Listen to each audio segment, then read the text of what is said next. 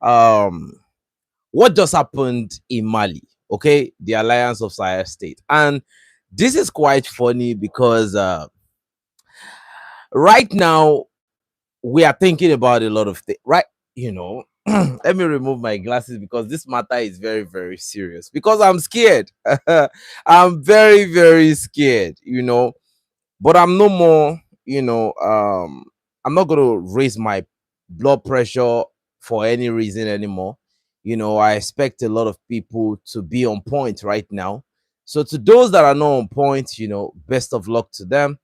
I hope everyone can hear me. That's the first thing before the majority come in. I hope I'm audible. So the story is simple. There was a pilot, a US pilot, quote and unquote, a mystery US pilot who traveled to Niger Republic. Now, before we get into the story, I want to say this clearly. I have said it before that the Alliance of Sahel States should stop all US personnel from coming to the AES states. At least at this point, everybody knows that the United States don't have anything of value to offer anybody. Let's call it spade a spade. This Donald Trump US, they have nothing of value to offer anyone. I say this unapologetically. Their military equipment, what value? They are going to tell you, you can deploy it to this theater of operation, you cannot deploy it to this theater of operation. No matter how kinetic the activities on the line of contact is. So what we noticed, now don't forget that 2 of the United States pilots were arrested and still going to 3 months now, they are still under detention in Guinea-Conakry because of their illegal activity, because they are US citizens. But Africa is changing, actually. At least we are having some leaders in Africa now that can stand their ground and take critical decisions. Now, we noticed something. There was this mystery pilot. Only God knows how a US pilot got to, Niger Republic without no aircraft. So according to the information they are giving, they said this is a private pilot that transports missionary, like Christian missionaries. So according to deep intelligence, they said this particular pilot was kidnapped while he was on a tourism tour in Agadez. Agadez specifically. But don't forget, the drone base of the United States was in the same Agadez region.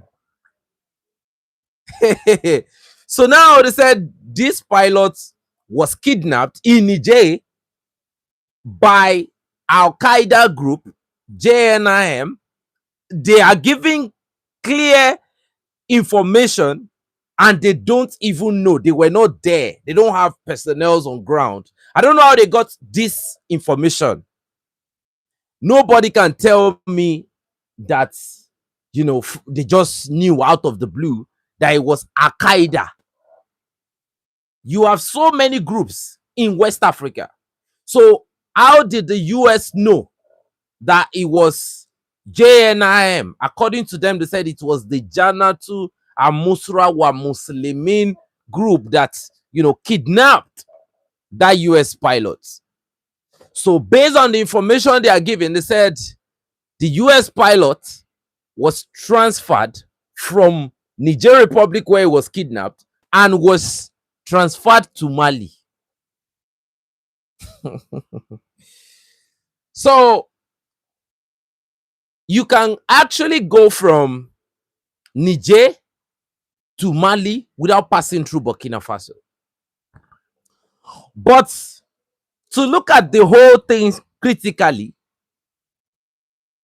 they are now making a deal. They are not trying to make a deal. So there's a proposal on ground right now that the US wants to deploy their reconnaissance craft for ISR gathering, you know. So they said it will take some time for the United States to gather whatever intelligence they want to gather, you know, and they need constant surveillance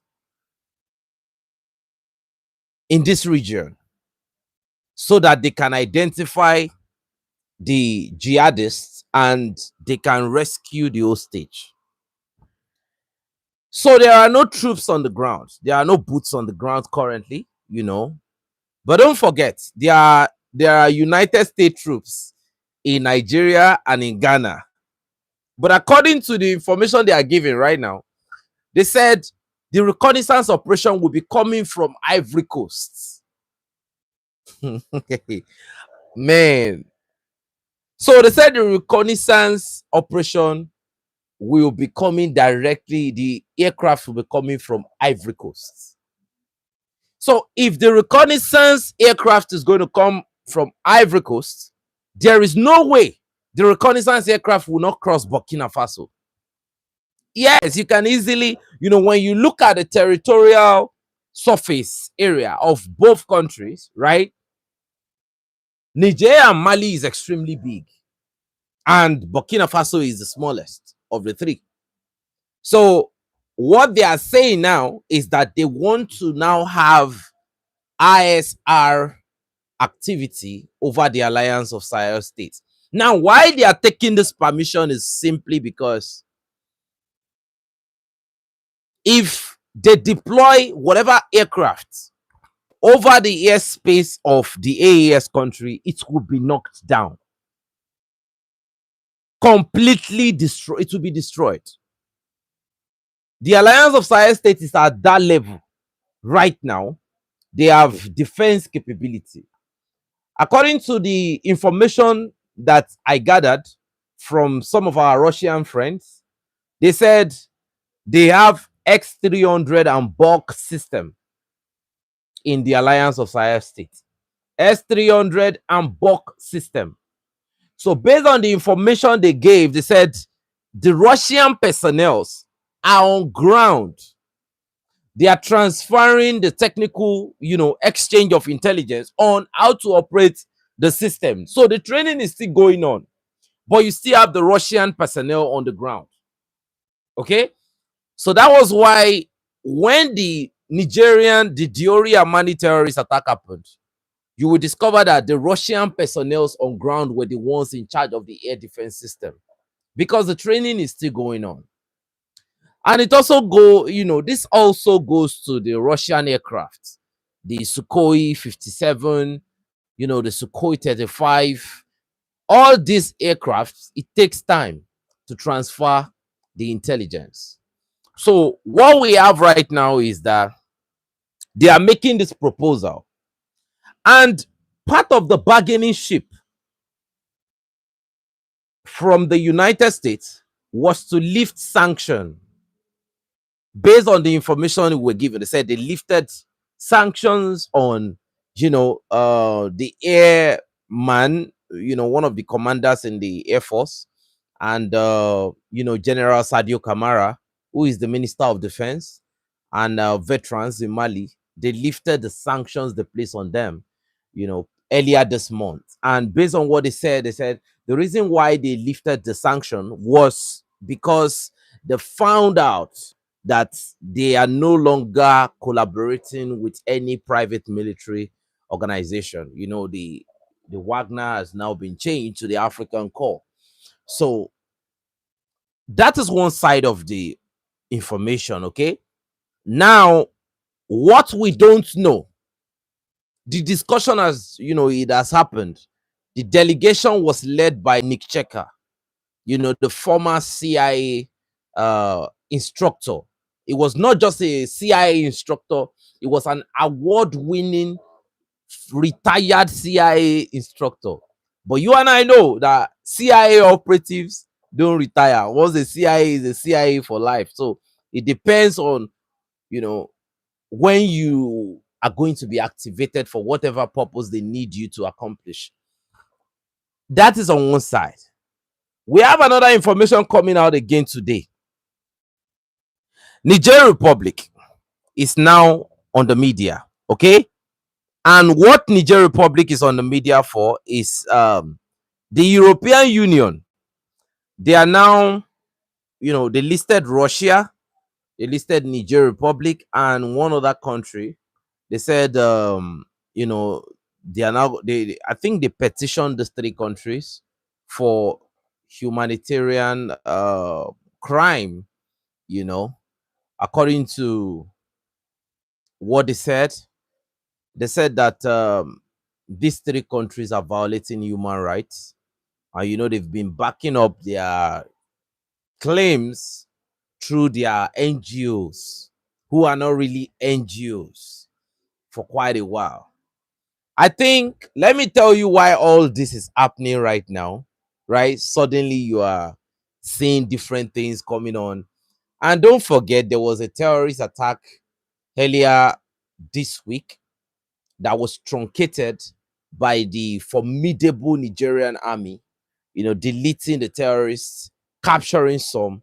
And this week alone, the Nigerian armed forces, they want to free Bazoum. I know. This week alone, the Nigerian armed forces eliminated over 265 terrorists. They captured about, I think, 30 something. Now, this is where I have problem with them. You don't capture terrorists. You use them for target practice. You don't capture terrorists in my own dictionary. You delete them. If I was a president of, let's say, Nigeria, you see, the repentant Boko Haram that are already in the military, I would tell the guys to bring all of them, bring them, let me have a meeting with them. All the repentant Boko Haram, put them in a hall and launch a decapitation strike. Nobody. Hit it the first time, triple tap it, don't double tap. All the repentant Boko Haram, you don't repent where I am. You go and repent where God is.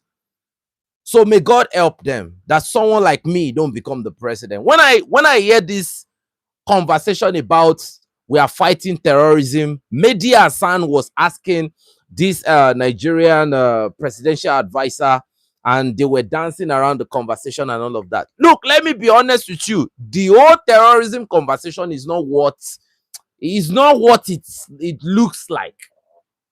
Our troops are not even using drones. They are not even using FPV drones. Terrorists are using drones. Our troops are not using drones. They don't have a UAV aircraft that is giving them real-time surveillance and intelligence as they're on the ground. Sometimes you see Burkina Faso troops, especially these young expeditionary units in Burkina Faso that have just been formed. These guys, sometimes you see that they are deploying and they stop. They're about to get to the theater of they stop. And once they stop, they are getting real-time intelligence on the movement of the terrorists, the number of terrorists. Like, these guys are working in perfection. Everything is properly syncing. And they come out with a great result. But yeah, the only thing is, who is doing that one in 2026? So for me, this whole repentant Boko Haram and all this thing, but the problem is when you are in a democratic system, you cannot eradicate terrorism very, very quickly, because eradicating terrorism means that you even have to kill a lot of politicians. I'm not saying this I'm not missing words.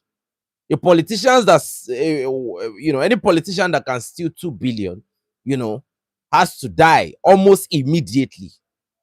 But in a democracy, they will tell you, oh man, you don't have to go that way. If you steal 1 billion, you have to go. You have to go. But you have this, even the citizens.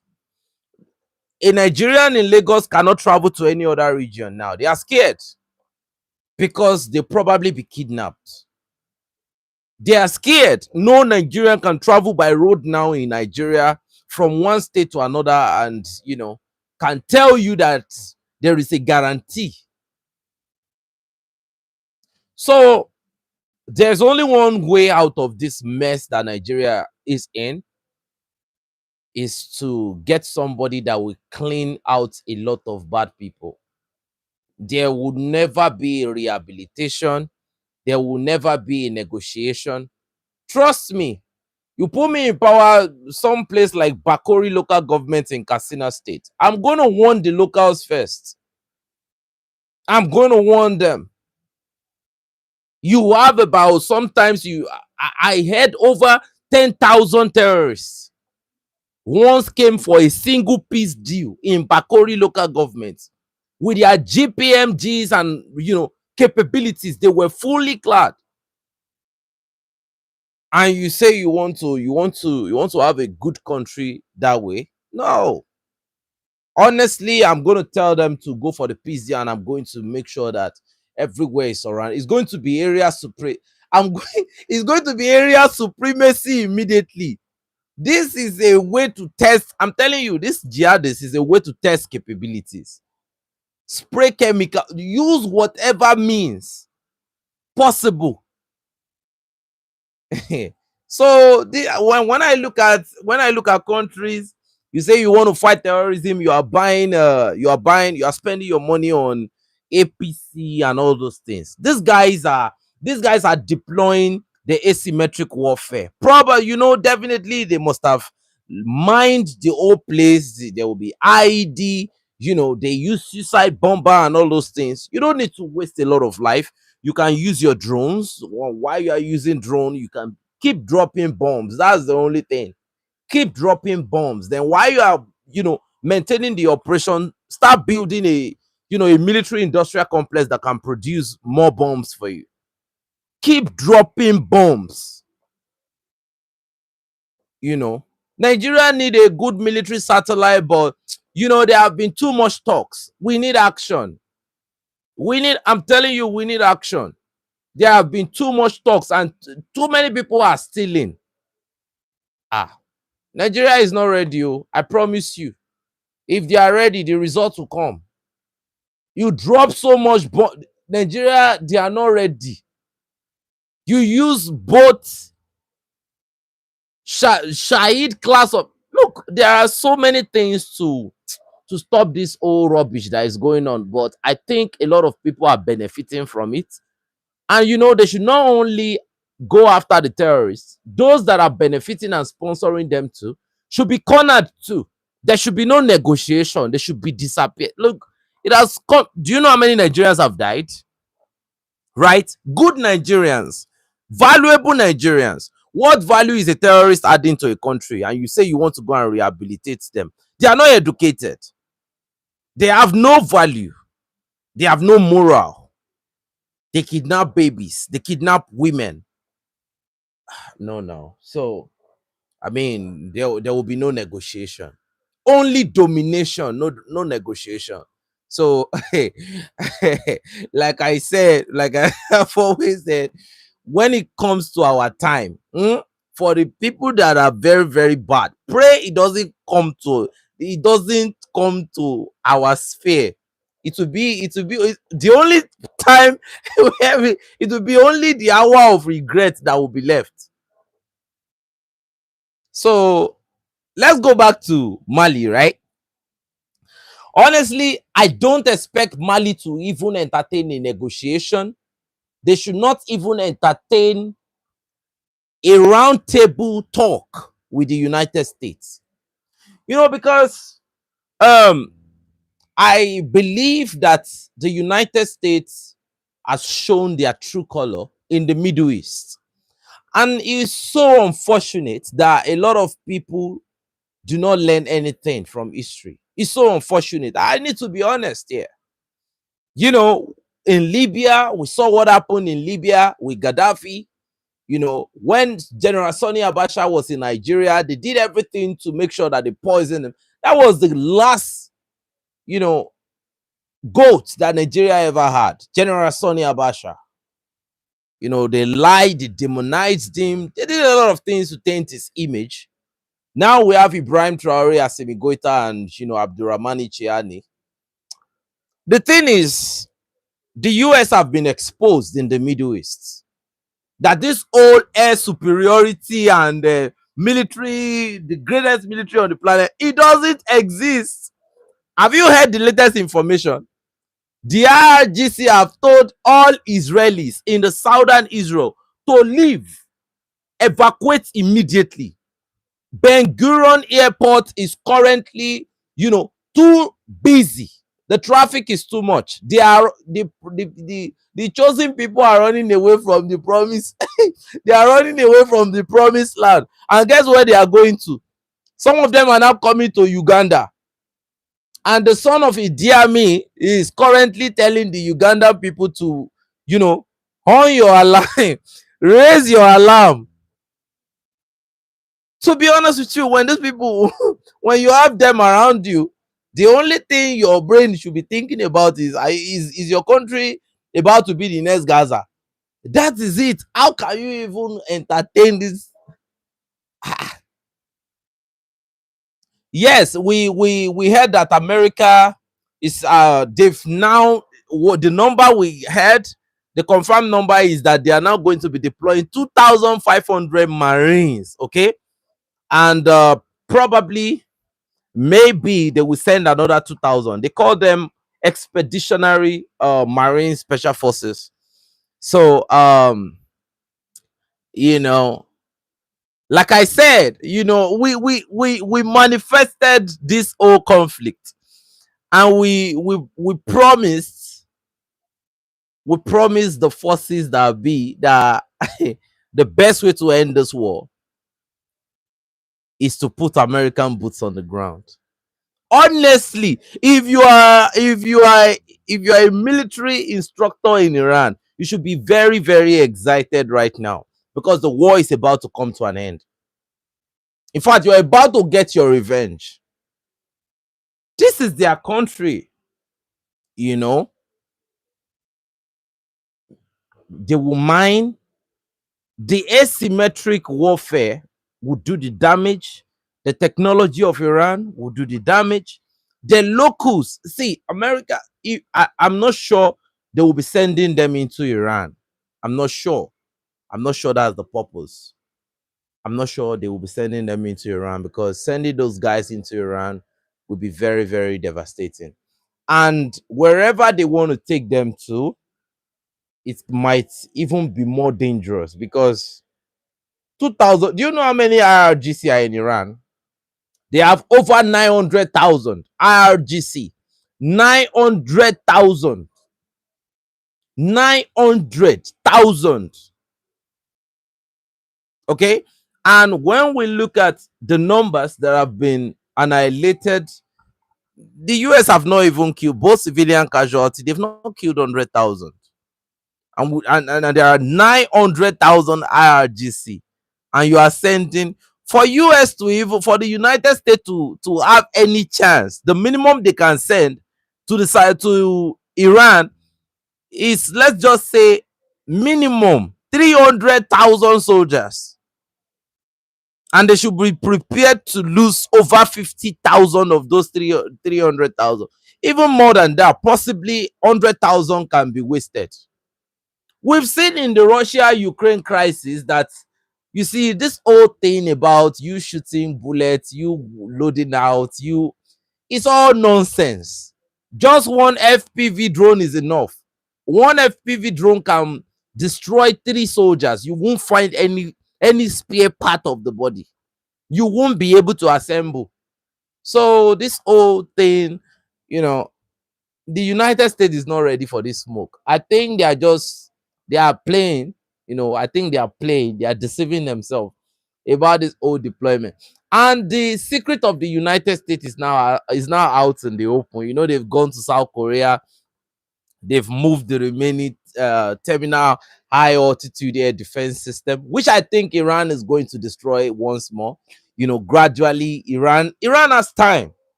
Iran has a lot of time. And I think Iran intentionally played this game like this.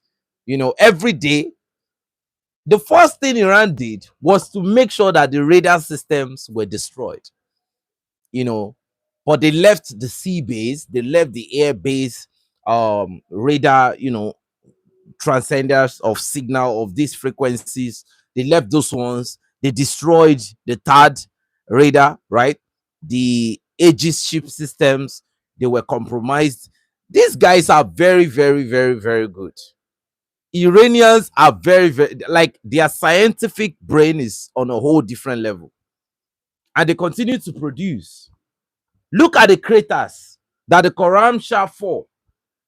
Look at the craters that the Koran Shah 4 is producing.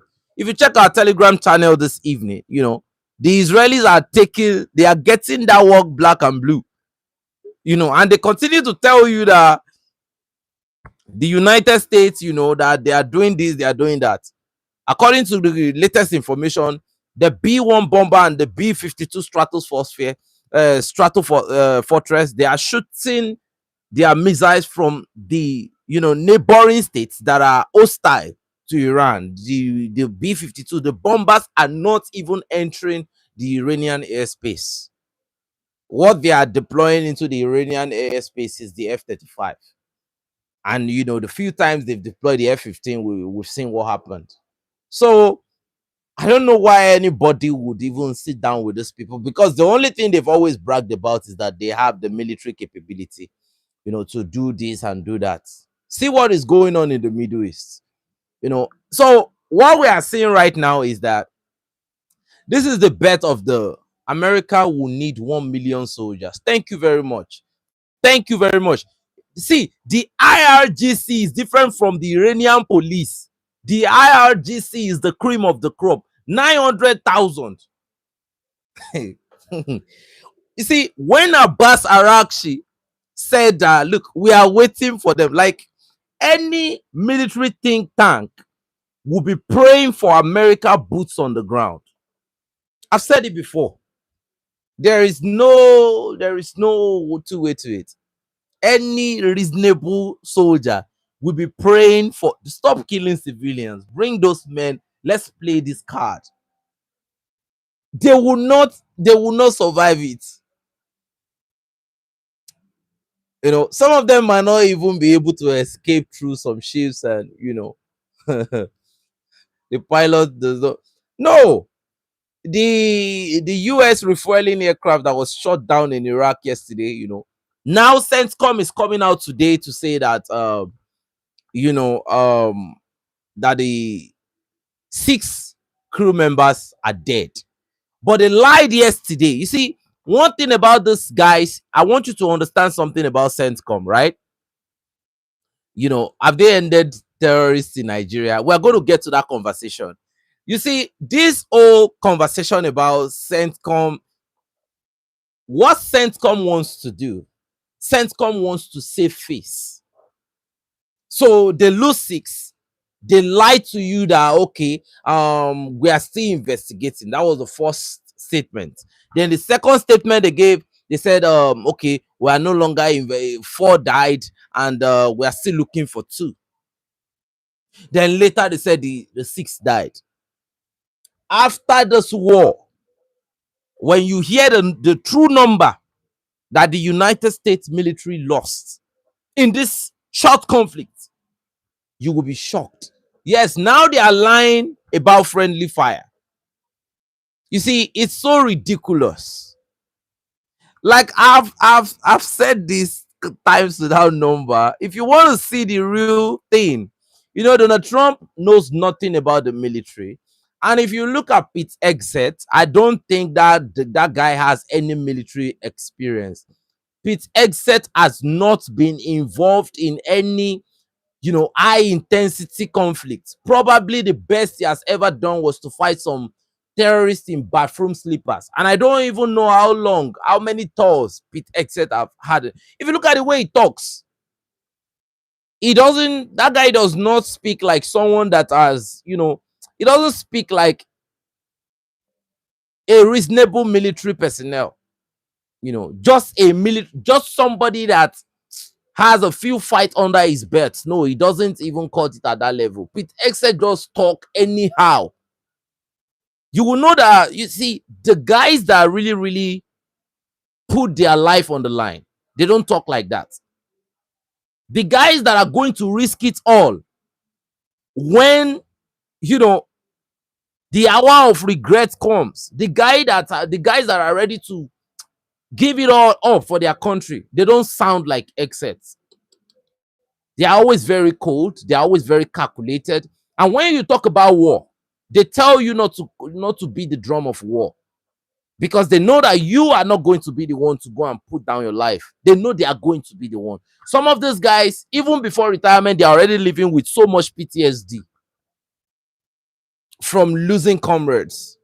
Pete Exet only wakes up, probably, go to McDonald's, come back, go. See, let me tell you what Donald Trump has done, right? Donald Trump is a marketer, he's a businessman. So he has been able to assemble this team of marketers. If you look at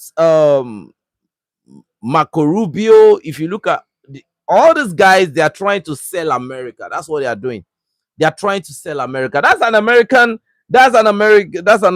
base right there in Iraq. That's an American base right there in Iraq. No, that's a French base. Sorry. This is a French soldier that is just a French soldier has just been neutralized. That's the guy.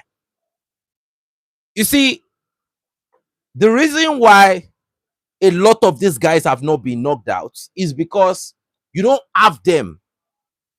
You don't have a huge number of these guys in Iraq. The moment they deploy a huge number, okay, that number, the number of casualty would be undeniable. Would be undeniable.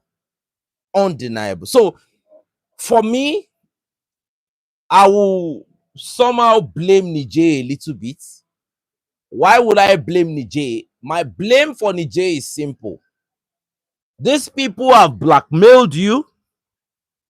Any little thing, they will tell their citizens to leave your country, that your country is extremely dangerous. They will send diplomats to you to talk to you, and again, they will say another thing. And now, the easiest link again is the same Niger. I don't even understand. You see, I don't know if people really, really understand some things. I was looking at things from the very start that I knew we'll get to this point where this type of conversation will happen. Listen to what he said. He said that a pilot was kidnapped in Niger and, transported to transported to Mali. Very, very, very, very bad. Very, very, very, very bad. And very embarrassing. Only God knows what their intention will be. But I think the European energy is now in a very, very bad situation. The European economy is in a very, very bad situation. You can say that Emmanuel Macron is currently, the French president and the Italian president, they are currently negotiating with Iran, over the passage of their tankers through the Strait of Hormuz. They don't want to give it up for Russia. Now, another chance they have, another equalizer to this whole thing, is the Nigerian uranium. Don't forget, France was a major supplier of electricity in Europe before, was major supplier of energy. Germany still has their nuclear power plant and all of that, but it's not really, really active anymore. So I believe what they want to do now that the economy is, going downward, I think they want to turn back to Niger, blackmail Niger, because there's a letter that they've released right now. The allegation is with Niger, and now with this whole reconnaissance operation and all of that, I don't even know how you agree to let anybody just, move through your airspace like that. They can actually locate your command control center and just launch some sea-based, tomahawks to those locations and cause an enormous level of devastation. You know, and the funny thing is that they can even still deny it. Even the ones that they've done, that we know that they are the schoolgirls that were murdered, they still said they are trying to investigate. Imagine what Donald Trump said. He said Iran has two tomahawks. The level of shamelessness. So I don't know. I really, really don't. I really, really don't like this whole thing that is going on in the Alliance of Sahel States. This affiliation they are beginning to build gradually with the West, I don't really like it for any reason. When you look at this guy, there is this British ambassador in Mali currently. You know, he travels, he goes between Mali, Burkina Faso, and Niger. I don't really like, I don't like any representative of the MI6. And if you look at the things they are doing, they are introducing more of the Western culture to the people at home. And what this creates over time is the people at home, they want to be more Western. They want to be more Western. They want to live that Western lifestyle at all costs. And this is how the deep states of this hostile nation, this is how they recruit agents on the ground that are going to start carrying out espionage and a lot of things. Then easily you start having protests, and before you know it, it can either be a color revolution or a very terrible regime change operation. Remember that the US showed a lot of aggression towards Niger Republic. They used Nigeria as the proxy. Nigeria declared a no-fly zone over Niger Republic. I don't know if a lot of people know what a no-fly zone means. Another country declaring a no-fly zone over your own airspace. That is war. That is a declaration of war. Another country, okay, you know, declaring a no-fly zone over your own territorial sovereign airspace. Okay?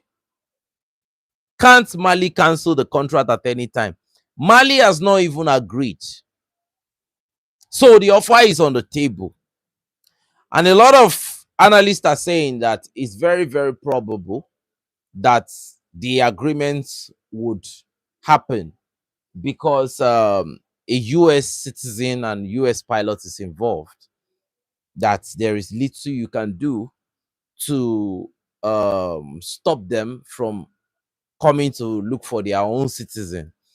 Given the fact that the internal security in Niger is still has a little bit of question mark. And when you look at Mali, there are still contests in some of the northern territories. So it all goes down to the fact that these guys are the ones that employed these people. They are the ones that employed the terrorists. I wasn't surprised when I heard that the terrorist sect that abducted the American pilot was the JNIM. I just knew that was it.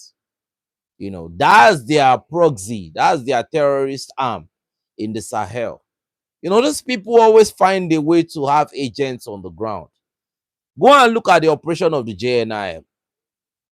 When the JNIM carry out any operation, the videos, the pictures, they send it to Western journalists. So how did that connection happen? How did a black mujahid that cannot speak any foreign language, right? How is it that they are now getting videos, information, fact checking, everything, is from a Western journalist, not even an African journalist. So, in my opinion, I think it doesn't make any sense. The fact that you even entertain these people, you sit with them, is very, very irresponsible, in my opinion. There are some things that are happening right now, and when I look at the whole thing, I just look at it and I take it with a pinch of salt, because at the end of the day, um, if you are not really, if you are not serious, you are not serious. I'm not trying to judge. It's not in my purview to judge anyone. But if you are not serious, you are not serious, and there's nothing anybody can do if you fall into any trap. Because if more than 5, 10, 15, 20 of your people are telling you that this is a very, very bad move and it's not necessary, you don't have to go in this direction. Because if you look at things critically, you see the sanction they lifted on General Sadio Kamara. What was the essence of that sanction that yes, was the essence? Was the essence?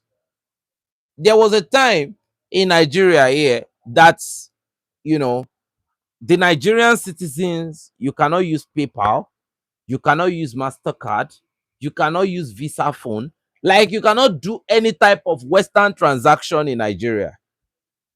Did we die? No. So, and we have a big market in Nigeria. What happened? After some time, we saw the introduction of Temu. And before you know it, 90% of Nigeria, they now love Temu. The last time I went to the Temu's headquarters, man, what Temu brings to Nigeria every day, what China makes from Nigeria every day, I'm not talking about a week, is unbelievable. That number is unbelievable. And you have some people that just order for free. They spend millions on Temu. Like they have the money, so they just do whatever they like on Temu. Now multiplied by the millions of Nigerians. Okay, so when you look at everything, and what did the US, what did they do? Recently, they are now blackmailing Temu using their Nigerian, compromise official to blackmail Temu. They are saying that Temu is doing this, Temu is doing that, all those kind of talks. All those kind of talks. But it's all right. For me, I won't lie to you. When I look at everything that is going on, I just think the enemies of progress are in Africa. The biggest enemies of progress. Because okay, look at the president of Zimbabwe, right? The president of Zimbabwe said Munangagwa or something. He said that he would not accept the US health deal because it tramples on their sovereignty. And before you know it, there is this godforsaken opposition party that have started, criticizing him and doing a lot of things. And according to what I heard now, there are even some, level of protests that is already going on in his country. Who, like, when I look at Africans, right, when they talk about their problem, you look at them as if they are serious, right? But when you look at what they really, really do, you understand that no, you are not serious like that. You just pose as if you are serious, but you are not really serious like that, you know. So no, the American proposal to Mali is already, they've submitted the proposal. um there are speculations that there is a high chance, the whole operation will begin very, very soon. Yeah, the analysts are saying that there is a high chance that Mali was, they will sanction the deal and everything will start. So I don't know. Those protests are CIA Mossad. Absolutely, you are very, very correct. You are very, very, very, very correct. So recently in Niger, there was a terrorist attack too. You know, they are attacking Niger because right now, you see that uranium that Niger has. Some people need that uranium right now. I don't know how long the war in the Persian Gulf is going to last. Okay, but Niger, they need to wash out. everybody needs to raise their level of security, because now that you have distraction, right? The world is a little bit distracted right now. This is the time for the enemies to strike. So I think the Alliance of Sahel States, they should be more careful right now. Yes, they tried to attack the drone base in Niger, but the attempt was thwarted, very, very quickly. There was a collaboration um, between the Nigerian army and the Russian African Corps. Like I said, the operation of some of the defense capabilities, is still being carried out by the Russian African Corps, because it takes time for, technology to be transferred, and they still have some sort of, um, how would they know what the pilot is? I don't understand. Please, you can rephrase. You can rephrase. The US, they are in Morocco. They are in Morocco. They are in Morocco too. You are very, very correct. You are very, very correct. No, Mali is tough. Let's be honest. I give it up to Mali. Mali is one of the toughest. But even sitting here and just speaking makes me even look weak. To be honest with you, if you look at the pressure that these guys are facing, right? Pressure from within, pressure from the Sahelians and diaspora that are kind of forming some level of opposition, even during the coup d'etat in Burkina Faso. Remember, those that were propping Damiba, they were the Burkinabe in diaspora. Not all, okay, not all Burkinabe in diaspora, but the biggest rival of these people are the ones in diaspora. I don't know. So, um, the Malians too, the Nigerians too, they have their own issue. Andre, don't you think Nigeria will benefit if it produces its own weapon? Absolutely. That should be the next thing that Nigeria should be looking towards. I kind of think the Nigerian military industrial complex should now be in Nigeria. But you see, it's so unfortunate that it cannot happen, right? It cannot happen. The rifle manufacturing complex we have is in Italy, and most of their engineers are Italians. Just some, and we have a lot of talented people in Nigeria. Very, very intelligent and talented, people in Nigeria. So I think Nigeria should be at the point right now where they should be producing, at least for a start, a Shahid grade drone. That should be the first thing. Then the next thing they should be doing is, like, they should be producing the FPV drones, or probably go with the fiber optic. They can start from assembly, then from assemblage they can. Nigeria has some drone. We have some drone production store. We have some drone production facilities in Nigeria, but it's not enough. They need to hop the ante. Yeah, yeah. Nigeria has a very, very good economy. If they can cut corruption, they have a great economy. If they can cut corruption, and if you are a good president in Nigeria and you tell the citizens that this is what you want to do, and the citizens of Nigeria know that you are a very honest leader, definitely they will support you. It's like what you have in the Alliance of Sahel. And the kind of support you will get from Nigeria would be absolutely mind blowing. Because of the number. We are not even talking about the Nigerians in diaspora. We're just talking about those on the ground alone. So Nigeria is a country that can really, really be very, very better. You know, yes, all these things can, and it will further boost the internal economy. We can produce all these things, but some people like to export all these things because they will. This is how they steal. Look, people don't just write and pack money. No, When this is how they steal. When they want to export, when they want to import things into the country, if you look at Nigeria now, most of our things we import it, right? So this is how they steal money. They communicate with these people. It's like the hospital, right? The facility where I work. So when people want to supply reagents and all those things and medical equipment, they are going to come into the hospital, right? And they are going to negotiate. Now there's procurement units. Then they'll go and meet the MD, right? So for you to be the guy that gets the deal, there is this amount. Let's say you the normal worth of the money is $15.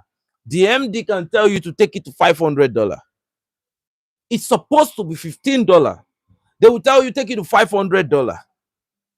So from that 500, when you pull out your own 15, the rest is for. So this is why Nigeria will struggle to move forward. A great country with great potential, but will struggle. I don't see the green print for a very, very bright future. I don't see it. I don't. Honestly, I won't lie to you. You know, with the whole peace negotiation with terrorists, there are safer regions in Nigeria like Lagos, Abuja, West Coast. It's right. No, Lagos is some part of Lagos are not safe because of Lagos is safe but not safe.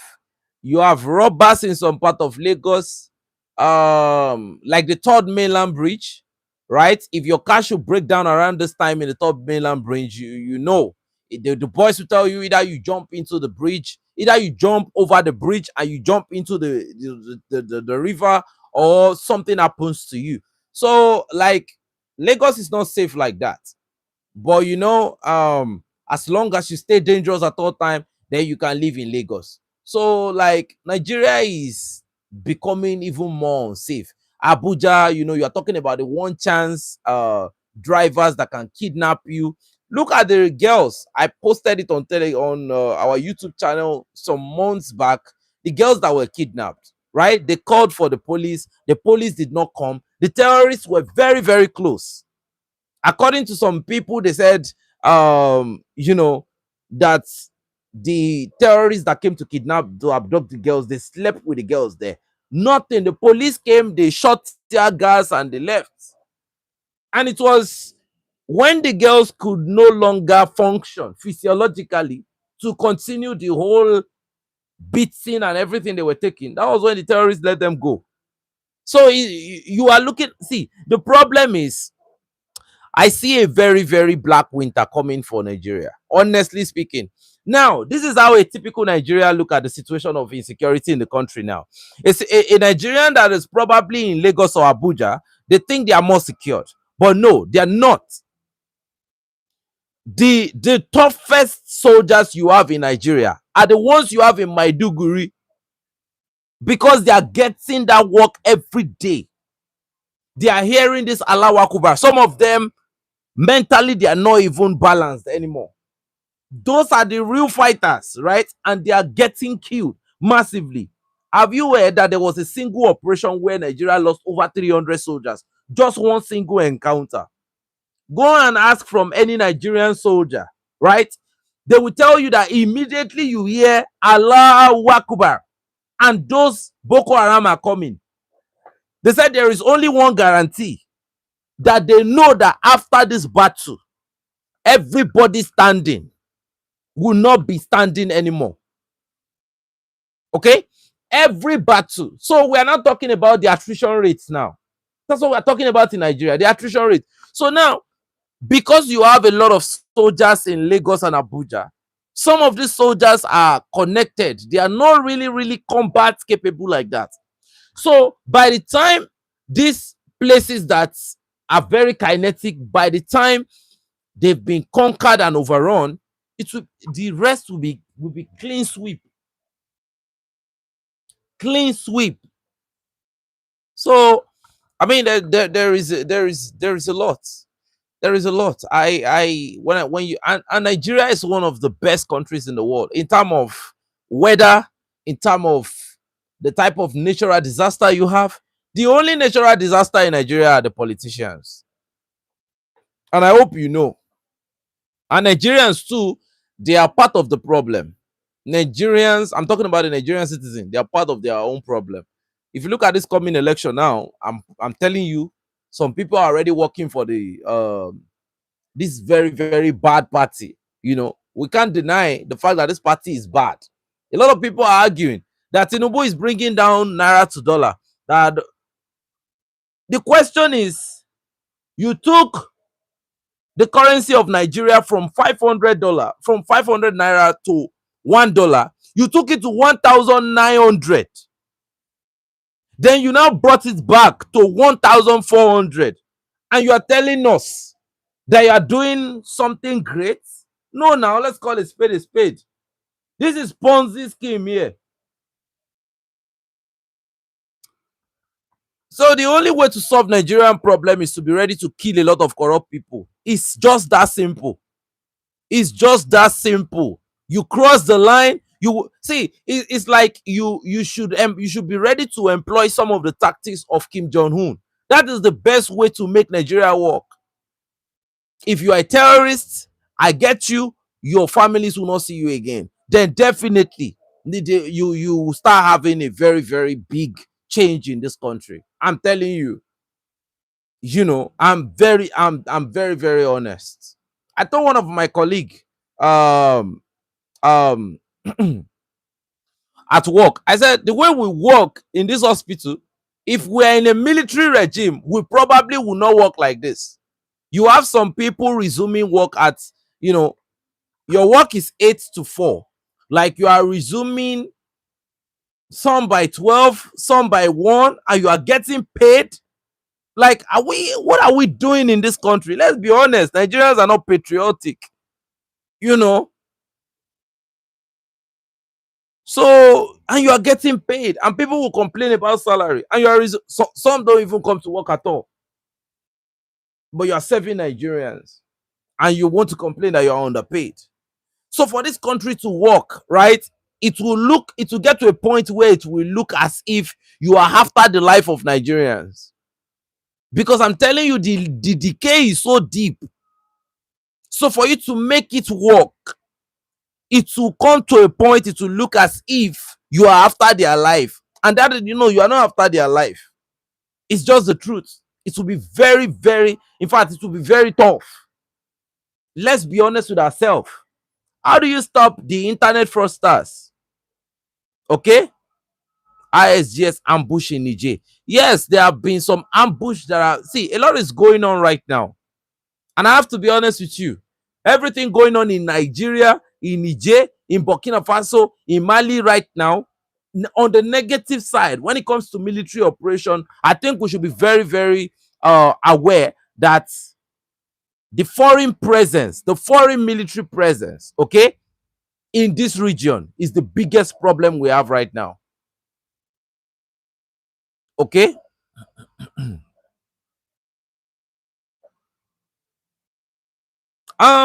You know, a lot of people, when we look at education in Africa, right, we always think education is about having masters, having PhD, having BSc, you know, but no, there are vocational studies. That is why in Nigeria you have less productivity now, because we don't have technicians, we don't have technology, we don't have people that can create. Everybody, you know, to the university, and they know what they know is theory. No, you have few people that know the practicals. The people that know the practicals are not even educated at all. Go and find out. The people that are productive in Nigeria, the farmers, right? The stylists, the people that are really, really productive, that are making sure that Nigerians have the essentials to live their normal life. Most of them are not even educated. So when we talk about education, now those people that claim education, let's break it down, right? We have doctors in this country, but the question is, where do the Nigerian politicians go for their treatments? outside Nigeria. But now a lot of people will say that it's because the hospitals in Nigeria are not properly built. They are not properly built and equipped. But let me just tell you, right? I have witnessed the situation where I've said it on this platform before and I'm saying it again. There was supposed to be a right femoral amputation and the left leg was the left was taken out. The bad leg was the right. They took the left off. You can't blame that on the government. You blame that on competence. So this country is messed up from top to bottom, because you have to go back to how people even get this job. You have a lot of Nigerians and you have competent Nigerians, intelligent Nigerians. But what you have in Nigeria most of the time is square pegs in round holes. Because this person is connected to the son of this politician, I want him as my candidate in this position. Are you aware that in the Nigerian military, there are people they call special candidates? Those are the repentant Boko Haram. They are in the Nigerian Navy, they are in the Nigerian Air Force, they are in the Nigerian Army. Repentant Boko, they call them special candidates. So Nigeria has been decaying gradually for quite a while. But now the whole thing is ramping up. And you won't just solve it by, it won't happen overnight. And Nigeria is so unsafe now. Extremely unsafe now. I have not lived in the Sahel. So, but I can guarantee you, the level of terrorism in Nigeria, the Sahel is learning. That is why when people say Burkina Faso, Mali, and the Sahel is, do you know how many Nigerians get killed in one thing? Civilians, no soldiers.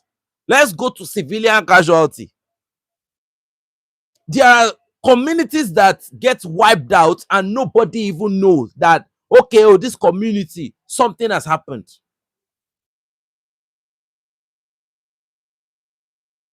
There are some things that happen that you don't even get to see it on the mainstream platform. Thank you very much. Fifth on the list as most dangerous country in the world. It will be so exasperating for anybody to come out and say that Nigeria is not one of the most dangerous country in the world. It's dangerous. Let's be honest. There are places in Lagos, right, that you cannot go. You can't come out at this time. Who are you? Except you are bulletproof. Except you are bulletproof. And then these people have advanced. Even if you are bulletproof, they get close to you and they do what they got to do, because if the bullet can't pierce you, they come close to you and, they overwhelm you. So Nigeria is like a danger. Like it's like a gunpowder that has already been accumulating and will blow up suddenly. Because there's poverty. The whole education, man, it's a whole lot. And if you look at from the influencer perspective, go and look at most of the Nigerian influencers. What example are they laying down for young Nigerians? Who are the people that the young Nigerians look up to? So Nigeria is like a falling empire. Yes. And when an empire is about to fall, you will have a lot of people that want to be among the elite class without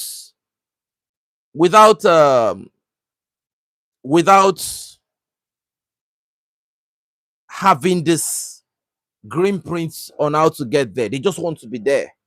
That's why you have a lot of people doing Yahoo, internet fraud. Like when you look at the demography of youths that are into internet fraud and those, like when you look at Nigeria, man, I don't Let me be honest with you, right?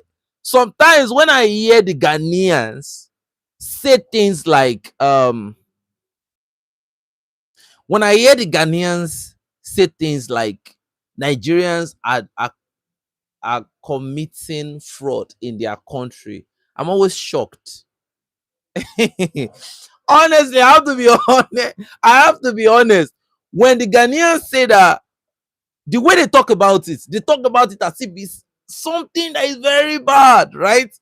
And I'm always shocked because the level of fraud in this country is so devastating to the point that you will think that is a general phenomenon that exists. Like every African state, you have internet fraud going on, but it's just how bad it is, you know. And the people that these guys are stealing from can stop the fraud, but they let it continue because they want. Look, when you've been able to destroy the foundation of a country, then you've completely destroyed the future of that country. Oh man. See, Nigeria has numbers, but not all. See, I have to be honest, right? They have numbers, good numbers, but not all numbers are good numbers. Not all numbers are great numbers. Let me come from that angle, right? Um, man, this country. Ah, so the question that anybody is supposed to ask any Nigerian right now is that, are they ready to be free? Because to be free means that I've said something before. I said even politically, Nigerians by themselves, okay, um, they need to select a leader for themselves that they won't ask a dime from. I don't know. Maybe I'm the only one that think like this, right? Maybe I'm the only one that don't look at money first. But unfortunately, most what you hear most of the time in Nigeria is you need political structure, you need this and that. Are is money, you have to spend money. That's the biggest problem we have right now. You know, everybody wants to be Americans in Nigeria. So Nigerians don't even know who they are. Do they? No. So it's so unfortunate. And these people are very, very intelligent. They are smart. But when you are smart and you are not purposeful about it, it looks as if you are not even smart at all. So that's it. I'm curious as to what kind of deal the Nigerian government sign with other countries when it comes to basic manufacturing skill. Nigeria don't sign any deal that is going to make Nigeria great. They don't sign any deal that is going to no. The only deal they sign is a deal that is going to put money in the pocket of the politicians, and that's it. I have been able to answer your question right there. Nigerians don't sign any. The Nigerian government don't sign any deal that is going to make the country great. They only sign deals that is going to put money in the pocket of the politician.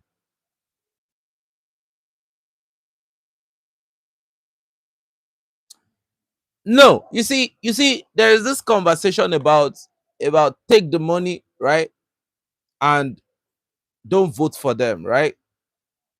Okay, Nigeria is man.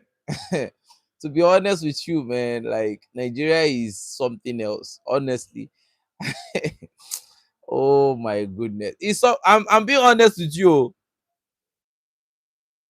man. Do you know that the last election, before the last election, man, it's terrible. It's terrible. And everything you are seeing in Nigeria was something that was carefully orchestrated. You know, there was a time, the first election that happened in Nigeria, the first presidential election, was rigged by the United Kingdom. These are documented facts.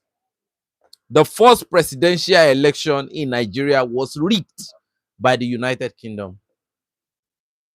So Nigeria was set up to be a failed state, but it's all right. we are good with it. I wish Nigeria can wake up, but I don't see it happen. So what will happen in Nigeria to change Nigeria is the type of transfer of power that happened from Boris Yeltsin to Vladimir Putin. If that's going to happen, I don't know. I don't know if that is ever going to happen. But we need that type of transition for Nigeria to be great again. It will have to go from, it has to follow that route. Okay. Something that looks like, when is the next election? January next year. That's the next election. But I can guarantee you, this bunch of human beings, they will still collect bribe. They are still going to scramble for money, and they are going to vote for Tinubu. That's the biggest problem. You can't change. You can't change. You can't advise them. You can't. It's it's not something anybody can change. You know. At least statistics don't lie. You can't change them. And a group of people that have not been able to realize since 1970 that they are being manipulated about this conversation of you are Igbo, you are Yoruba, you are Hausa, right? Okay? A group of people that have not been able to understand that this is a manipulation. I don't think they can ever improve. You know, a group of individuals or people that have not been able to know that before you are a Christian and a Muslim, you are human first. There's nothing you can do. So the situation in Nigeria is very, very hopeless.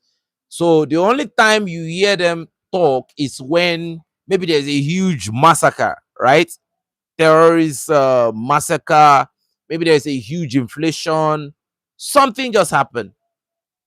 But everything else, they will tell you they can adapt. They will tell you, Nigerians, we take a lot, we adapt, we do this, we do that.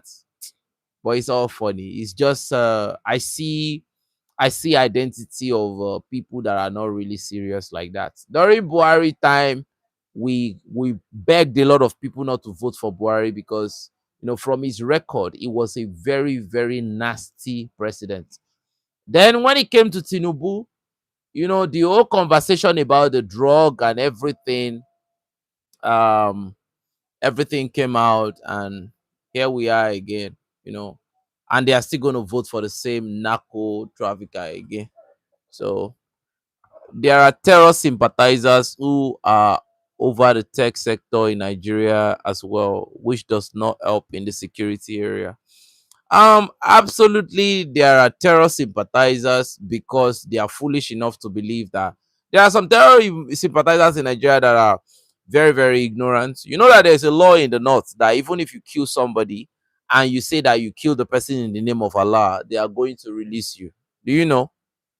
In Nigeria, in the north, if you kill somebody and you shout Allah Akbar and they capture you and you say you committed that crime in the name of Allah, they are going to leave you. This is a very, very demented, like, this is not a normal place. Mhm. And unfortunately, this is what, like, it happens. Like, you kill someone, you are supposed to face, you know, you're supposed to face the consequence squarely, but you tell them you did it in the name of Allah, they are going to let you go. So, like I said, it's not a serious environment, and I will stand on my word. To make Nigeria great, in fact, it will look as if you want to genocide. It will look as if you are about to carry out genocide. I'm being honest. So let's say the number of repentant Boko Haram are 11,000, and I like, okay, I like put the whole 11,000 in the stadium, and I completely tell the Air Force to round up the whole place and just drop bombs until there is nothing moving in the stadium again. They are going to say it's against international law, right? But that's a solution to cure the problem in this country. Like, it's going to look like how Nayib Bukele, right? I don't know if if anybody knows Nayib Bukele here, right? Nayib Bukele. I don't know if you know that guy. I think it's El Salvador or something. You need someone like Kim Jong-un in Nigeria. You need people like Kim Jong-un in Nigeria. Like, hmm, they are great people, but extremely corrupt and delusional at the same time. Delusional. Very, very. Do you know how many Almajiri you have in Nigeria? President of El Salvador, thank you very much. You need a very, very hard human being to govern this country, and they are going to blackmail the person. That was what happened during the time of General Sani Abacha. Go and make your research. Tinubu was not in Nigeria when General Sani Abacha was the president. He ran away from Nigeria.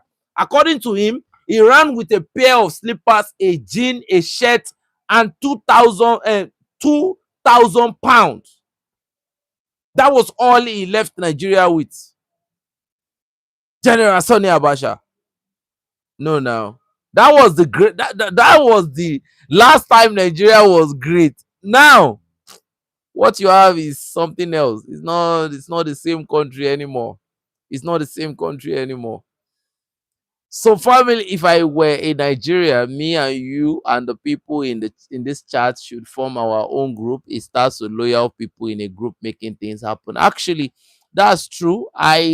Like, for me, I don't want to I don't want to I don't want to put my I don't want to serve in any capacity. I don't want to serve in this country anymore, right? I don't want to do it. Even in my place of work, right? The fact that I don't allow people to take bribe from patients makes me very extra, like, I am hated for not allowing people to take money from patients. And when we talk about this money they are taking, right? A patient who has cancer is coming to the hospital. This patient have been charged millions. But for you to do something that you are supposed to do, carry out your duty that you are being paid for, they will still expect the patient to tip them. So for me, right, I just have to be honest with you. I have given up on the country. I just want to move. It's not just about the government, it's about the people too, right? I can't claim I'm a Nigerian. I can't say categorically that I'm a Nigerian. You know, thank you very much. It's very exhausting. I love this statement. I think you are a Nigerian. I think that person is a Nigerian.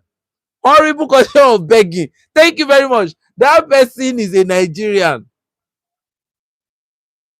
right? That person that just said that statement right there, that person is a Nigerian.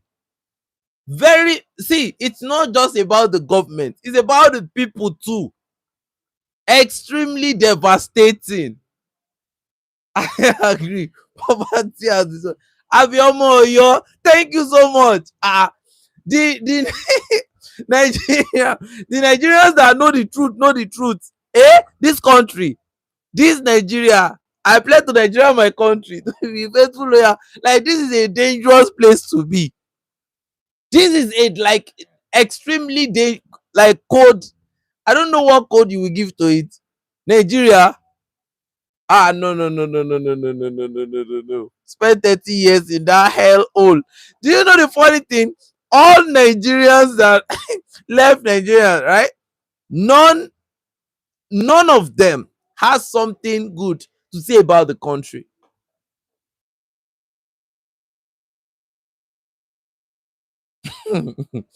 No, now, like, it's extremely bad. It's extremely bad. It's nasty. The funny thing is, some of the people that are going to be telling you that you have to bribe them are even women. So when a community decay to the level that women are no longer honorable enough, see, when a community decays to a level where women are no longer ashamed, okay, to take bribe confidently, that community is finished. The purest form of a community, of a society, should be your women. But when women, do you know that men can be horrible sometimes, right? But the check and balancing should be coming from the women. Thank you very much. People don't go to school for people. You will fail even with what you know in Nigeria unless you pay a lecturer. Like I said, to purify this country, it means you have to capture some lecturer and destroy them completely. But if you do that, they are going to say it's against international law.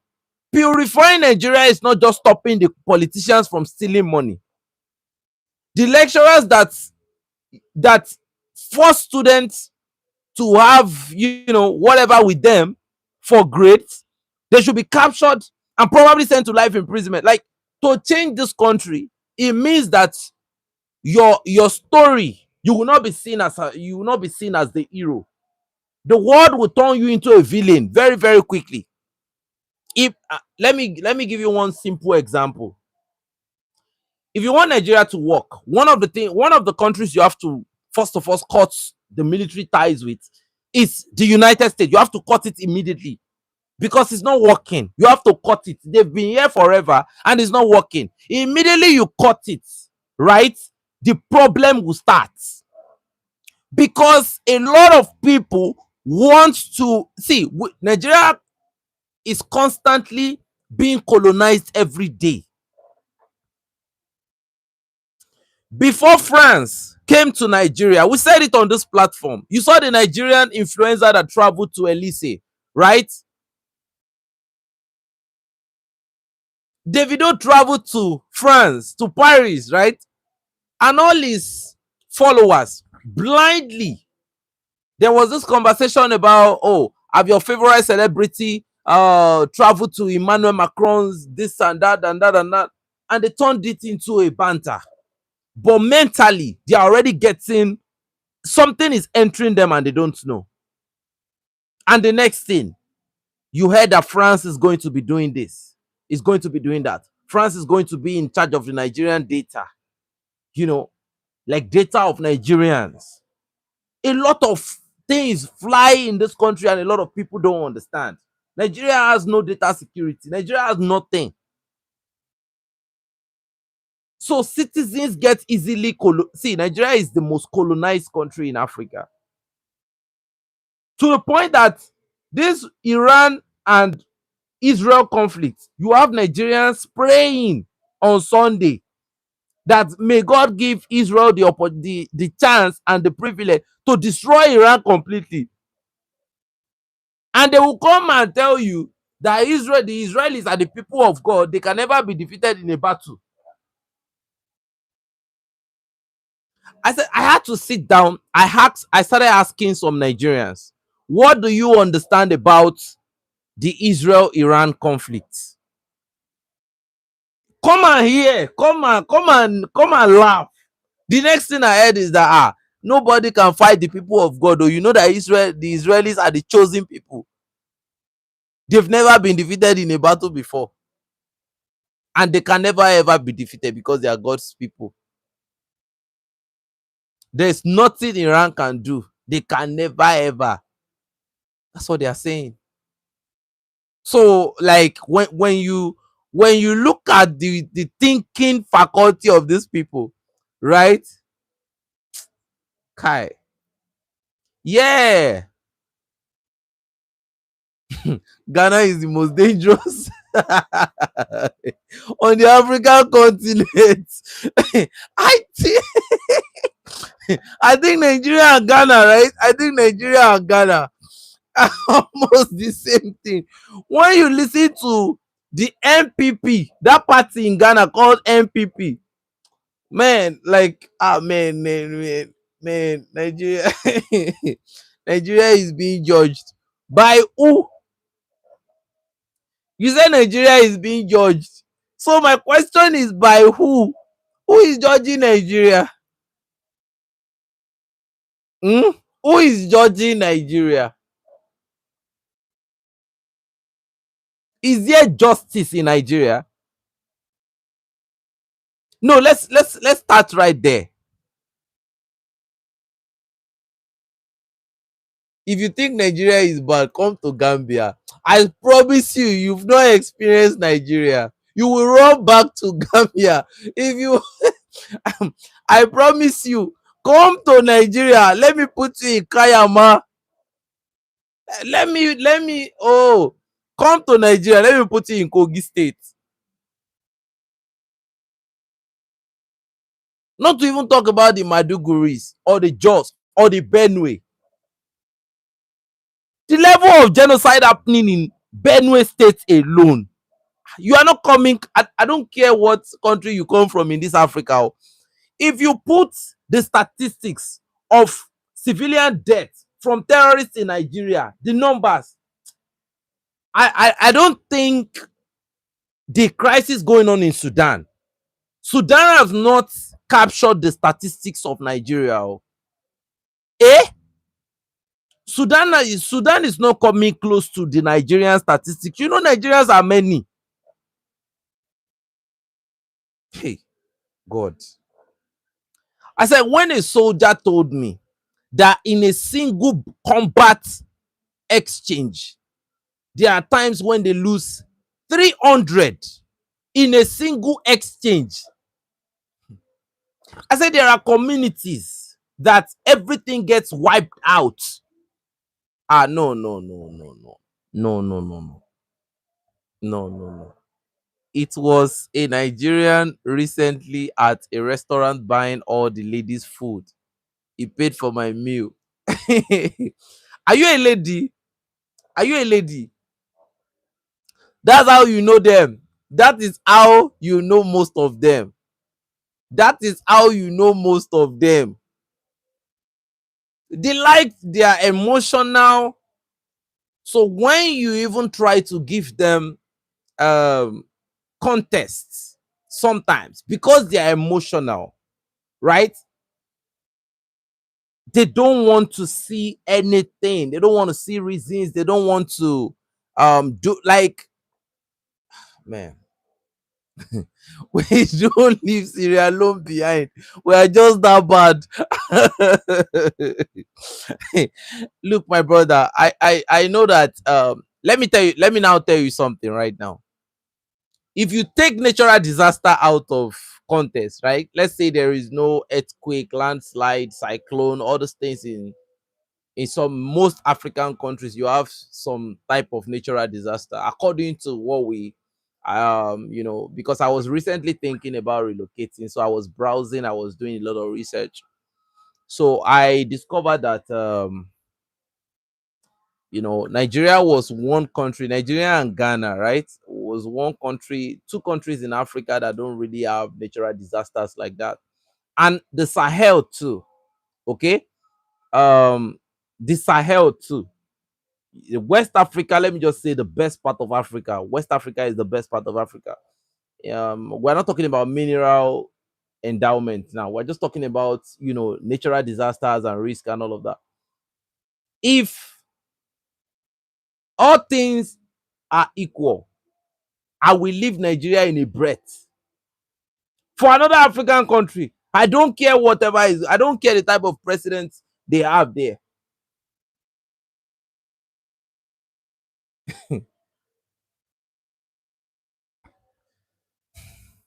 I was planning to go to Namibia.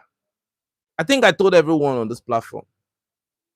Then I found out that they used to have cyclone once in a while.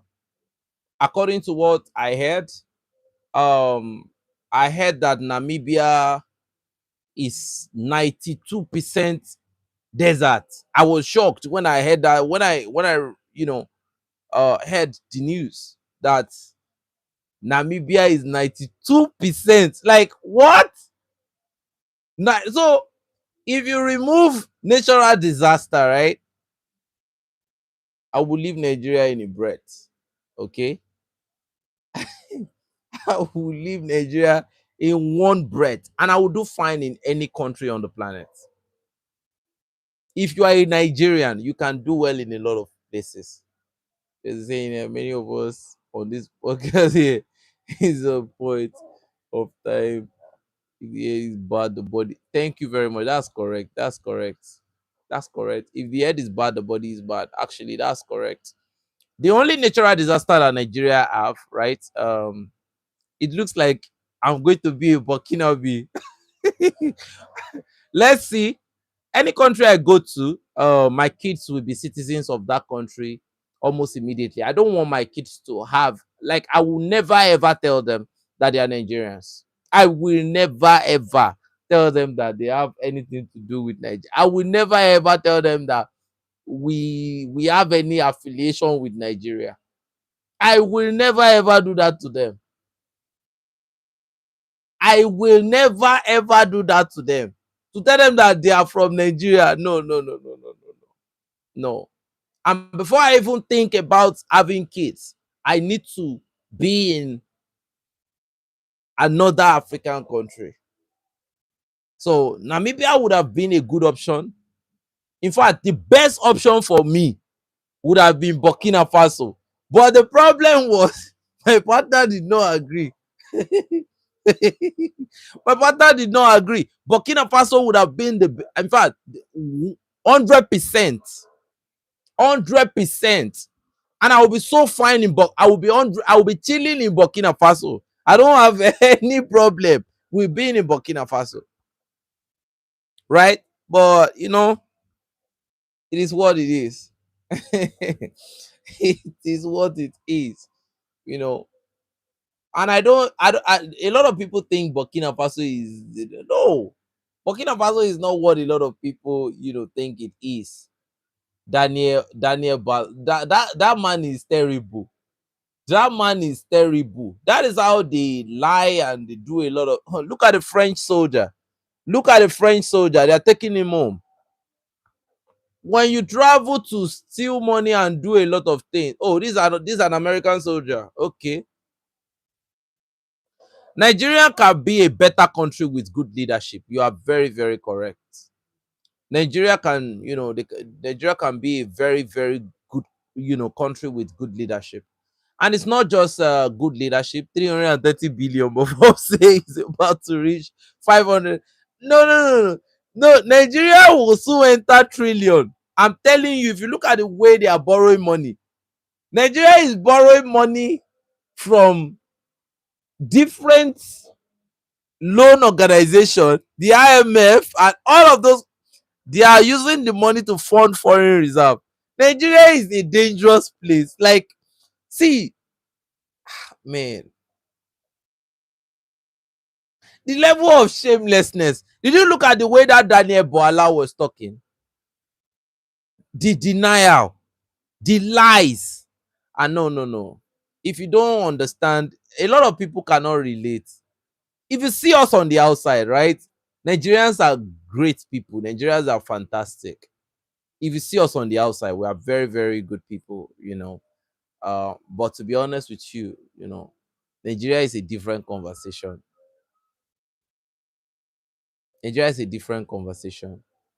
In Ghana, the Ghanaians had to take out a lot of bad leaders for them to have peace. For them to have peace, they had to take out a lot of bad leaders. But we'll see what happens. We have hope. We have hope. We have hope. So, but I'm not waiting for that. I'm not open. I'm not open. Yeah, I'm not open. All I want is I just want to leave. That's the United States bombing places in Iran. That's the US bombing. That's US bombing. Okay, that's Beirut. That's Beirut. But Egypt borrows the most money out of African country, any African country. Okay, Egypt borrowed the most money. Have you seen the Egyptian military? Have you seen the Egyptian hospitals? Have you seen the Egyptian standard of living? Right? They borrow money. But have you seen those countries? No, these countries are fantastic. You can't compare now. So in Nigeria, if you cut Lagos and Abuja, what else? and you still have slums in these places, right? Man, so Nigeria need help. That is just my opinion. And not external help, right? Nigeria need the help of Nigerians. Nigeria needs the help of Nigerians. Nigeria needs to save themselves, not any external. No, Nigerians need to save Nigerians. It needs to happen. You know, Nigerians need to save Nigerians. And I'm not talking about saving Nigerians for PR stunts. Like save Nigeria for real, save Nigeria. Save Nigeria. So that's what we need in this country. See, when some countries, when they borrow money, you see change, right? Exactly. You see change. But in Nigeria, the conversation is different. The conversation is different. The conversation is very, very different. In Nigeria, you have soldiers that use their personal money to fund, you know, Allah ain't saving Nigeria. Is he? The problem is, there's a lot of problem in Nigeria. There's a lot of problem. There is a problem of religion, where religion has now turned into a business. See, there is a lot of problem going on in Nigeria, but you know, Nigerians will still be the one to decide. They will still be the one to decide. Nobody will decide for them. So families, today is about we're talking about Mali today. We've talked about Niger today. I just said I will jump on the African conversation today and all of that. So tomorrow morning we are going to talk about the military operation currently going on in Iran and Israel, how it affects us. The level of killing is unprecedented at this point. It's unprecedented, and it will affect us in Africa. I'm hearing that a lot of Israelis are now buying properties in, Uganda. They are buying properties in South Africa. They are buying properties in Nigeria. They are buying properties in Ghana. Like properties. I'm not talking about. So, he's 38-year-old. Yeah, Captain Ibrahim Traore is 38 years old. We love him. We love him. He's in our generation. So we love him so much. And we are going to support him unapologetically. You know, Nigeria is not it was never a country. Nigeria was never the level of criminality in this country, and it is how, man. Whenever I talk about Nigeria, do you know that I fall sick? So I don't know what my situation will be by tomorrow. Whenever I talk about Nigeria, I know what happens to me next is that I fall sick. You know, the true Mamle showed up this morning. No, she didn't. No, she didn't. But tomorrow morning we'll be talking about the conflict. I want to give updates about the conflict in the Middle East. So now all this Lebanese, right? All these guys that are getting displaced from the Middle East, where do you think they are coming to? Where do you think they are coming to?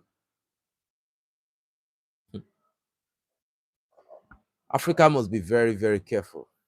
If not, the unthinkable might happen. The unthinkable might happen. Yeah, I know a lot of people are upset. I'm not even a politician yet. There are people that say much worse than me. You know, um, there are people that say much worse. If God wants me to be involved politically in Nigeria, I think I don't want to have anything to do politically with Nigeria. I probably want to go to another country. That's just what I want. Just I don't want to have anything to do with Nigeria.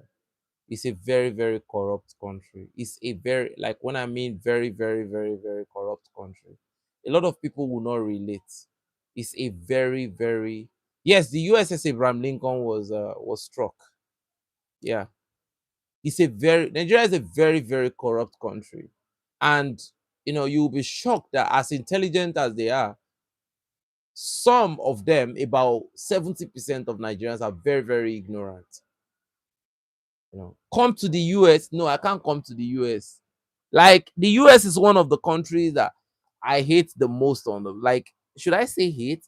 I don't hate I can never ever come to the US. It's not part of the country I like. I can't go to the UK. I don't like the UK. Um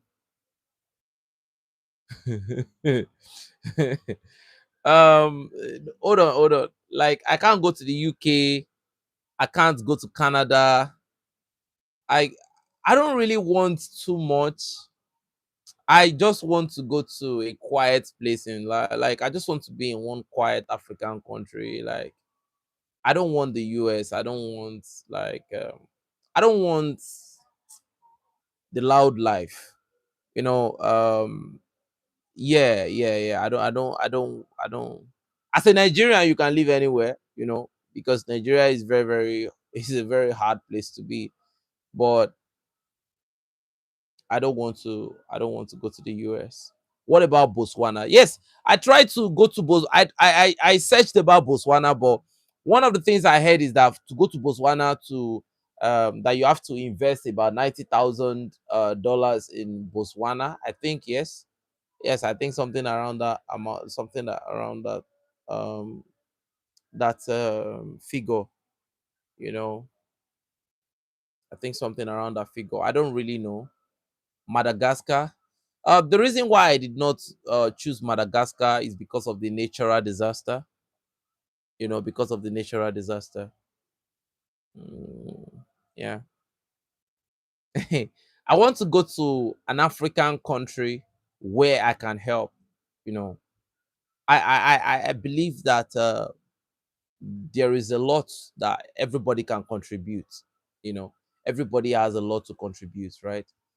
Botswana, in order to enter their country, Nigeria gets to certain think Nigeria gets to a certain level, they should have the same thing Botswana has in order to enter their country. Yes, that's true. So I want to go to a country in Africa where I can help, where I can be very, very. How about Kenya? I know I'm an histopathologist. I'm a scientist. I'm not a medical doctor.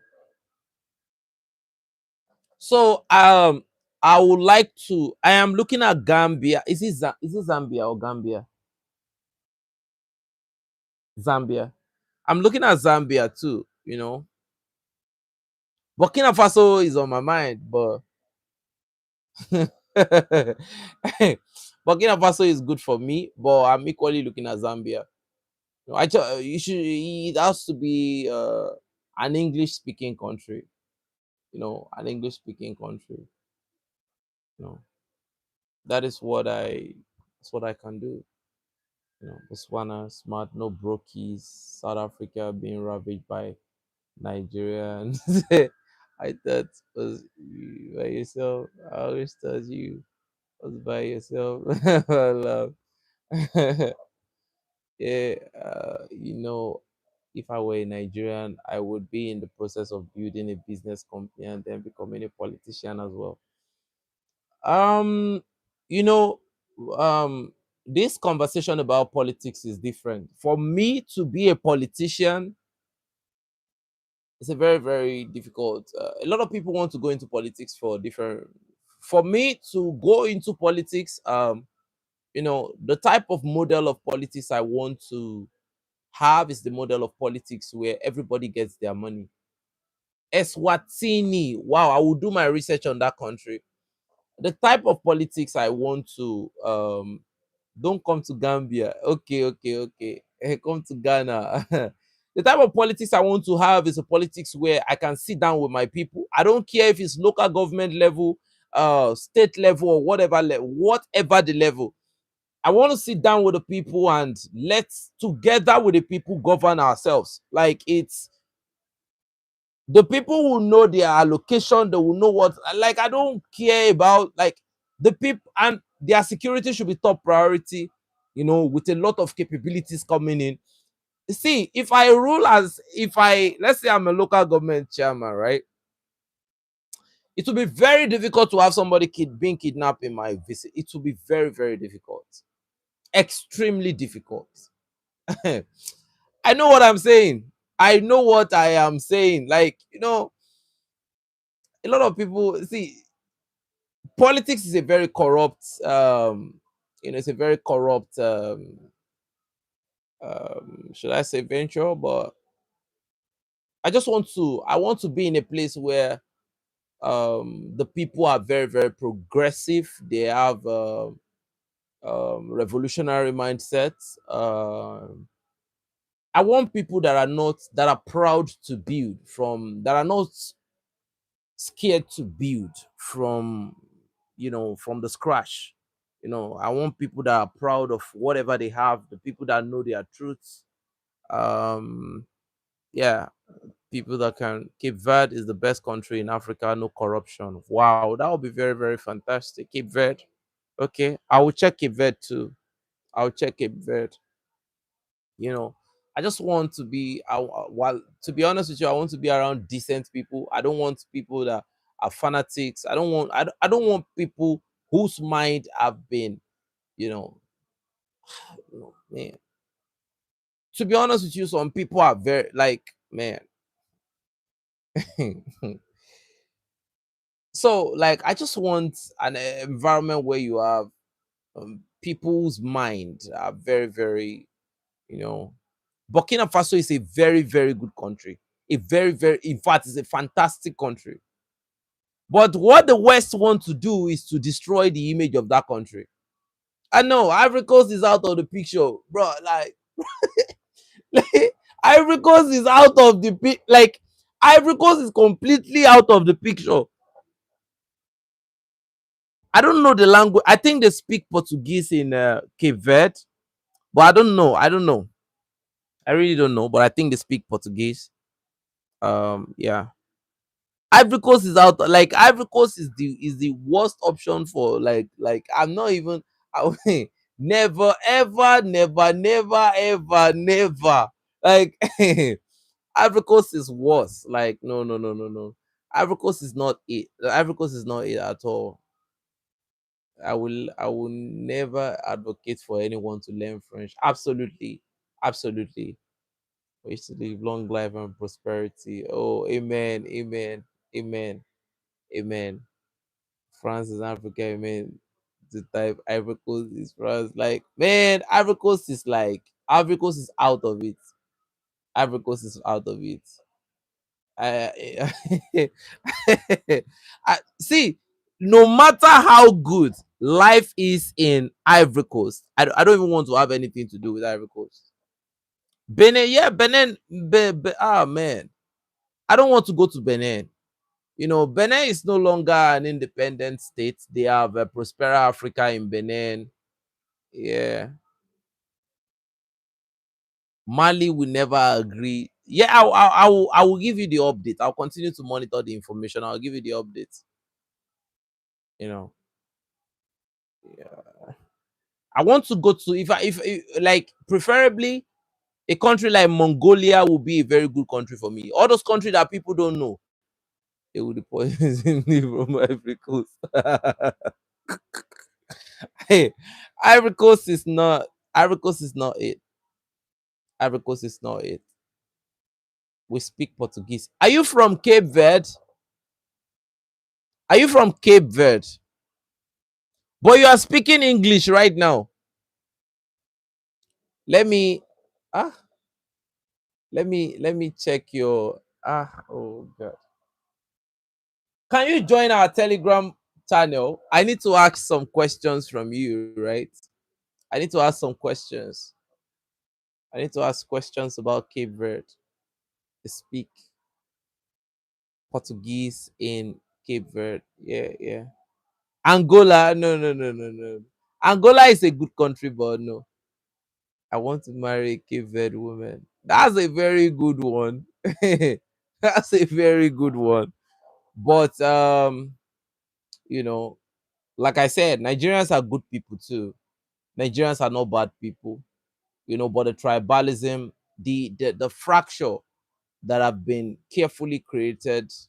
Um, you know what they're really saying? Yeah, yeah. Nigeria is a fractured. Namibia not an option anymore. Yes, according, it's not like I won't survive in Namibia. It's not like I can't live in Namibia. Namibia would have been the best place for me, but there are some things I'm looking at in Namibia that I'm looking at the natural disaster. You know, I'm looking at the natural disaster and water. According to what I heard, they don't even have good water in Namibia. They import water. It was like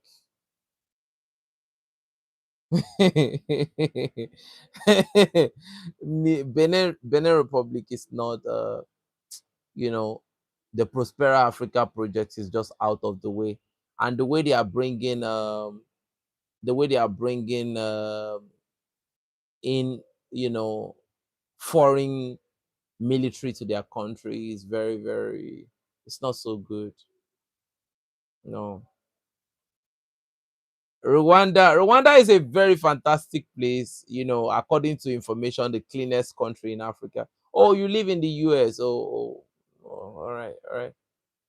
Algeria is out of the picture. I'm not, look, any imperialistic country is out of it for me. Malawi. Yeah, I equally heard about Malawi. Malawi is one of those good countries now, right? Yeah, yeah. Malawi was one of the good countries, right? Hi. So but before the year runs out, actually, I will Togo is a place I would like to go. Thank you very much for mentioning that name.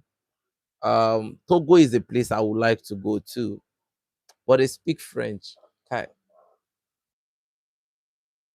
But we send you on the front line. Yeah, Zambia is a country we are looking at too. Yeah. Zimbabwe is another good country too. Yeah. Zimbabwe is another good country too. Very, very good country. Very, very good country. If I get to Benin, I might likely straight away contest against Patrice Talon. Honestly. But I don't speak French and all of those things. If I go to France, if I go to Benin, honestly, you will hear my name that I'm contesting for the presidential seat with Patrice Talon. Honestly. And trust me, it will not be it will not be a Kabobi versus Museveni situation. I'm far more dangerous than Kabobi.